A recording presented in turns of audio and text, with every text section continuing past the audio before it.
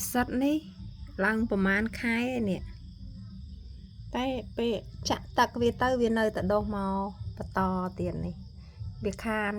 ដុះមកចូលចង់មួយខែហើយខានដុះ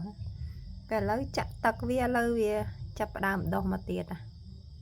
ឥឡូវខ្មៅអស់ហើយកូនសត្វវាចូល